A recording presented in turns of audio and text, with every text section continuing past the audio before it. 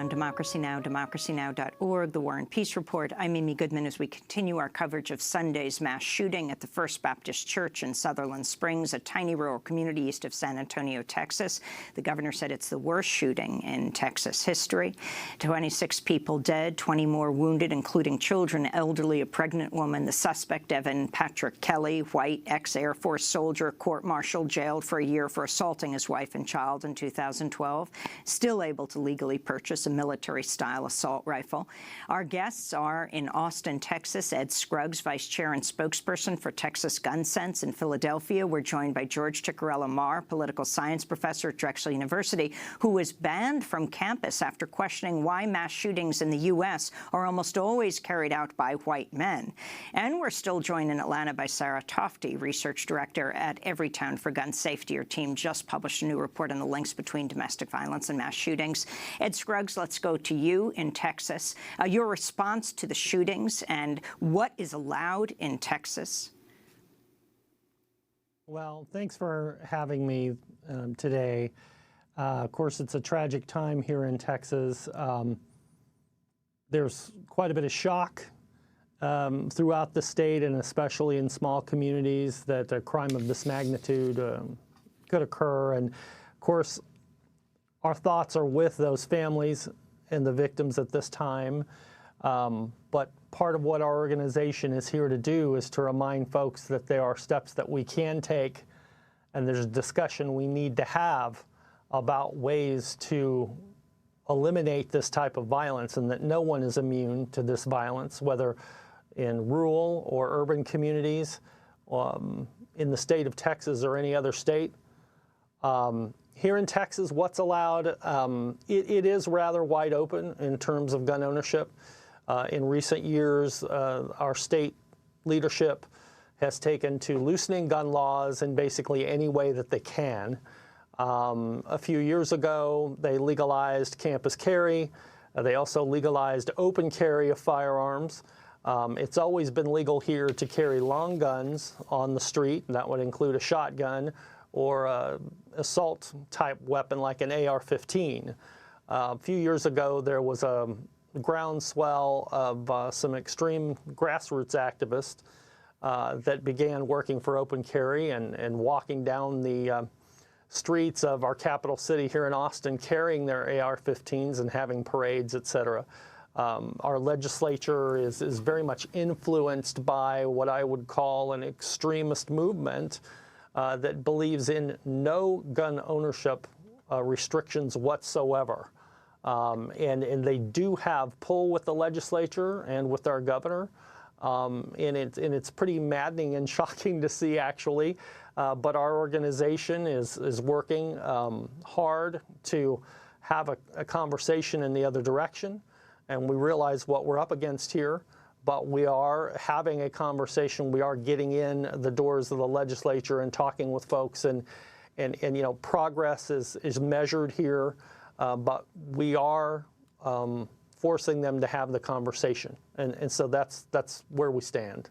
So Trump in February signed off on legislation that would make it easier for people who are mentally ill to purchase guns.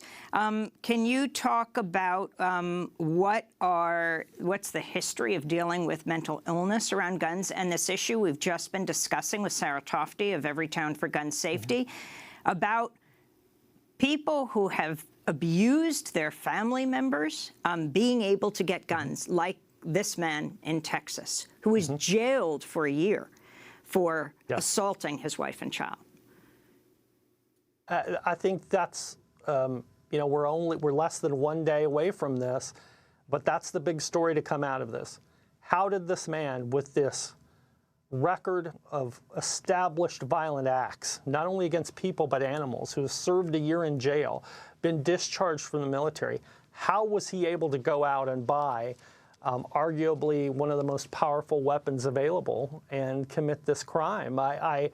It's shocking. I think it should be eye-opening to people who may think, oh, everyone has a background check, or background checks keep weapons out of the hands of these people, we have safeguards against the mentally ill. That's not really true. There are so many end runs around the background check system. The background check system that we do have is not strict enough. It does not go deep enough into personal histories, and that was one element of the rule that Trump rescinded this year, was an attempt by the Obama administration to get a real handle on the mental health issue by accessing Social Security records for those people who are receiving disability due to mental health.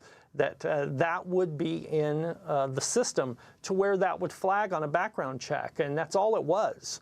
But of course, gun rights advocates really did not like that at all. That was touching a third rail for them of invading their privacy or something to that effect.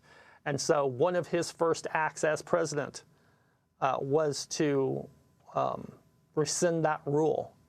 So when the president goes on international television, as he did late last night, our time, and say this is a mental health issue, you have to question, well, are you committed to doing something about the mental health issue?